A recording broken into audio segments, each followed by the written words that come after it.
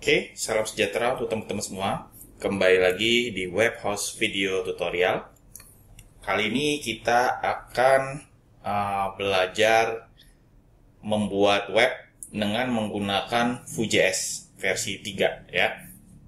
Nah, yang pasti teman-teman harus siapkan dulu pertama download sama install Node.js, karena Vue.js ini berdirinya di atas Node.js gitu ya pada saat instalasinya.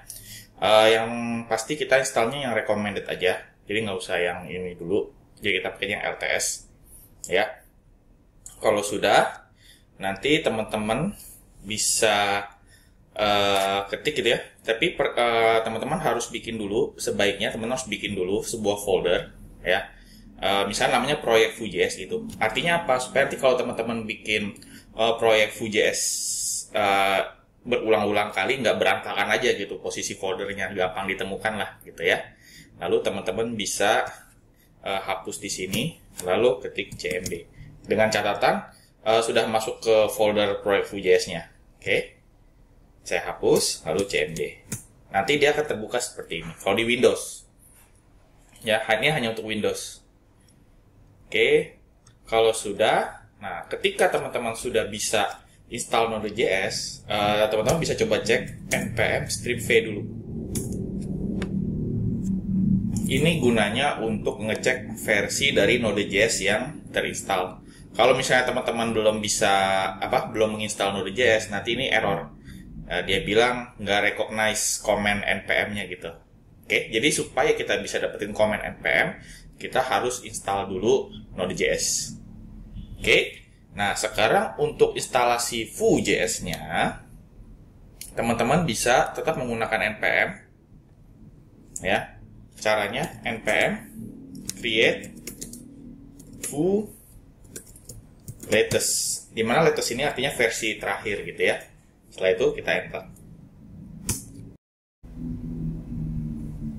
Ini kita yes.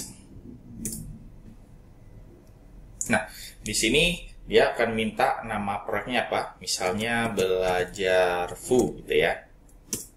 Nah, untuk saat ini kita pakai JavaScript, jadi kita no saja tuh TypeScript-nya. JSX juga nggak usah, karena JSX biasanya lebih bagus di React kalau saya bilang.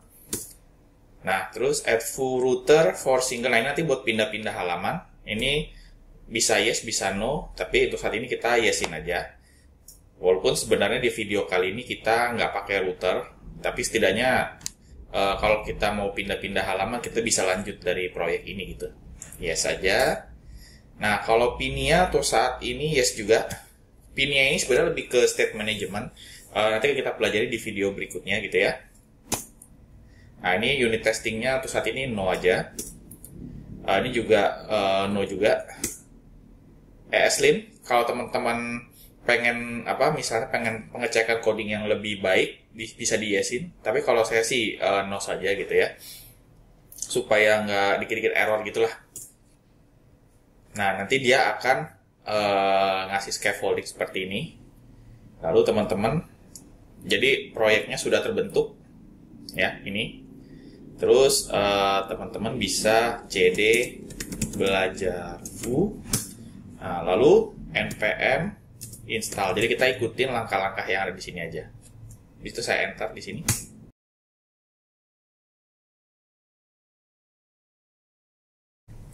Nah, kalau sudah seperti ini ya, berarti sudah selesai. Nah, teman-teman bisa coba kode spasi titik ini untuk versi Windows ya, buat buka Visual Studio Code cara cepatnya. Nah, jadi nanti seperti ini foldernya, struktur folder seperti ini. Oke. Lalu kita coba jalanin, jadi semacam hello world-nya gitu ya, yaitu npm run dev. Nah, jadi berbeda dengan JavaScript biasa, kita mesti bikin semacam servernya gitu di cmd ini. Nah, cara jalaninnya localhost 5173. Berarti ini akan saya copy. Lalu akan saya paste di sini. Ya, nanti dia muncul seperti ini.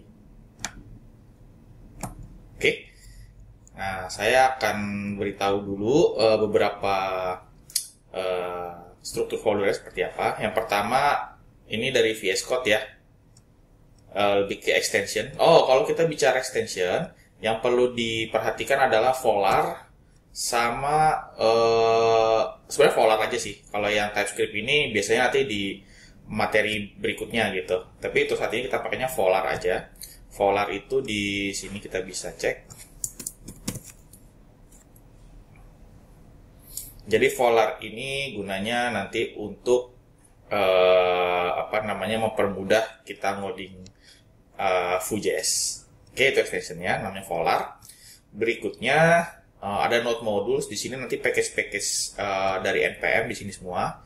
Nah, jadi ini biasanya kita jarang buka-buka ya. Nanti kita akses dari codingan untuk beberapa package yang kita perlukan. Berikutnya ada public. Nah, di sini teman-teman bisa buat naruh gambar, video atau semacamnya gitu ya. Kalau CSS itu taruhnya di src. Nah, seperti ini. Jadi kalau CSS di sini di src karena bentukannya coding gitu kan. Kalau yang kayak PDF atau gambar atau video itu di public gitu aja. Oke. Nah, berikutnya teman-teman perhatikan Vue.js ini sama seperti React.js sih, dia itu menganut konsep SPA, yaitu single page application. Nah, single page application ini maksudnya apa ya? Satu web tapi cuma satu halaman doang, jadi cuma satu HTML. Nah, dia itu kalau pindah-pindah halaman nanti tidak reload seperti web biasa, HTML, CSS, JavaScript biasa gitu, karena HTML cuma satu. Nanti yang kita mainin itu JavaScript-nya semua gitu. Oke. Nah, dalam hal ini kita bisa lihat nanti sini ada .foo. Jadi extension nanti .foo. Cuman ini nanti kita skip dulu yang src. Nah, sisanya semua sih kayak package JSON, ini buat daftarin package-package-nya gitu ya. Ini biasa di-generate nanti ketika kita setiap melakukan penambahan package lewat npm ya. Jadi nggak usah dikhawatirkan juga. Oke, jadi indeksnya seperti ini. Div id app nanti ini jadi buat generate tampilan-tampilannya di sini. Jadi ingat hanya satu HTML saja. Nah, nanti yang pentingnya itu di src. Kita akan sering main nanti di src ini. Oke. Jadi di sini ada app foo gitu ya. Oke. Di sini akan saya coba. Jadi kalau teman-teman lihat app foo ini nanti dia dibagi 3 segmen.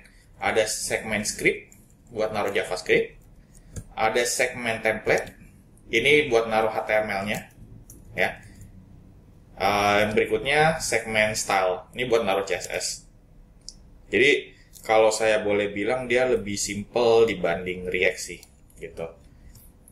Oke, kalau sudah di sini ada main.js, nanti kita buat import-import. Salah satunya berarti Bootstrap kita akan main di sini gitu ya.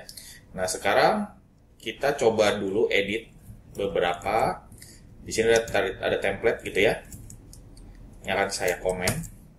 Lalu saya akan kasih halo dunia gitu. Nah, yang CSS ini mungkin akan lebih baik kalau saya komen juga, takut nanti seperti ini. Nah, karena dia ada servernya, jadi kita nggak usah F5 seperti ini sih seharusnya gitu. Nah, jadi dia muncul. Nah, kalau saya edit lagi,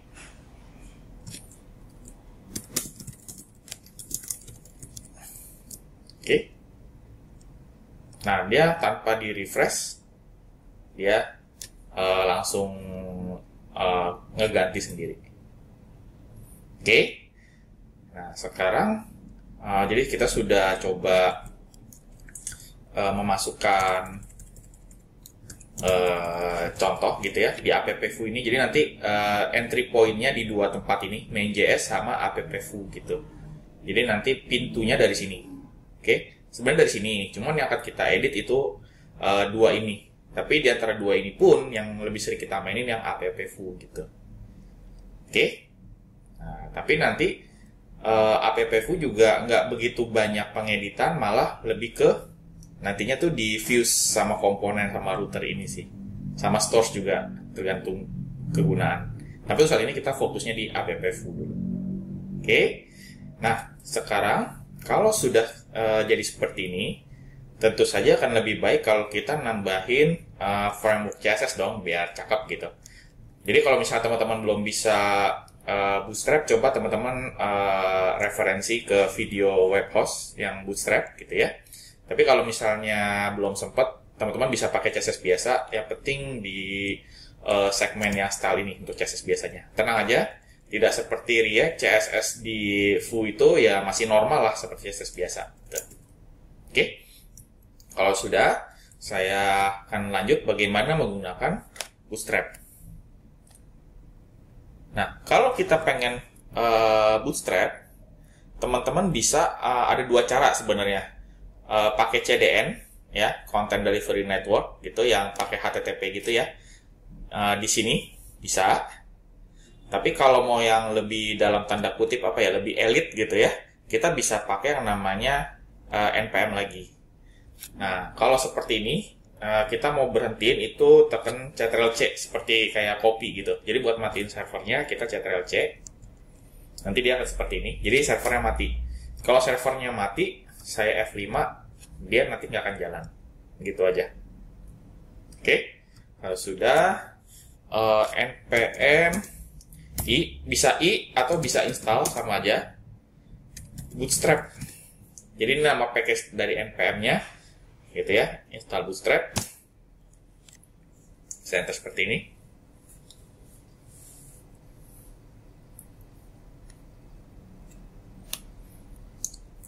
Nah, sekedar informasi, Bootstrap yang kita install itu versi 5 gitu ya. Kalau yang versi 4, teman-teman silakan refer di tutorial lain bagaimana untuk versi 4 ke bawah. Tapi seperti yang saya bilang sebelumnya, kita harus pakai yang up to date aja lah, biar nanti kalau terjadi stuck atau apa gampangnya tutorialnya gitu.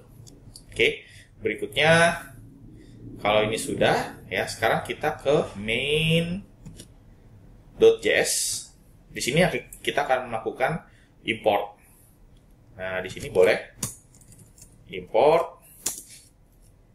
Mau petik satu, petik dua, nggak masalah. Nah, nanti dia ada muncul Bootstrap. Tadinya nggak ada. Dia akan ngambil dari node modules ini. Oke. Ini dia muncul. Jadi, setiap kita npm, gitu ya, npm install, jadi dia ada generate di node modules sama package JSON seperti ini. Nah, sudah ada. Versi 5.3.1 ya. Oke, jadi kita bisa mudah Bootstrap, import itu ya, lalu this, lalu CSS, buat ambil CSS-nya, bootstrap.css. Oke, teman-teman mau pakai yang versi min juga nggak masalah. Lalu kita import lagi, sama Bootstrap juga, this. Nah, kalau ini buat JS-nya, karena Bootstrap kan butuh JavaScript, tapi Bootstrap tidak butuh Bootstrap 5 tidak butuh jQuery. Nah, satu hal yang teman-teman harus pahami, kalau kita sudah kalau teman-teman sudah pakai Vue.js atau React.js ya, jangan pakai jQuery lagi. Karena walaupun purpose-nya sama gitu ya, saling meringkas CSS gitu ya, tapi konsepnya berbeda gitu, sehingga nanti takut konflik aja, jadi error gitu. Jadi pilih mau React atau mau Vue atau mau jQuery gitu ya. Tapi yang pasti untuk zaman sekarang saya rekomen antara Vue atau React. React itu populer, kalau Vue itu mudah. Jadi silakan dipilih teman-teman. Oke. Nah, kalau ini sudah, saya akan coba bikin di sini button. Ini kelas btn primary. Ini tombol Bootstrap. Oke, kalau sudah, jangan lupa untuk dinyalakan lagi npm run dev gitu ya.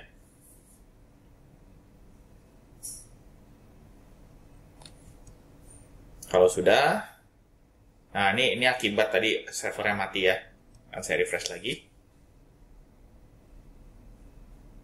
Nah, tuh jadi tombol bootstrapnya. Nanti teman-teman bisa coba-coba bikin codingan menggunakan bootstrap di sini. Oke, itu saja yang bisa saya sampaikan. Semoga bisa bermanfaat untuk teman-teman semua.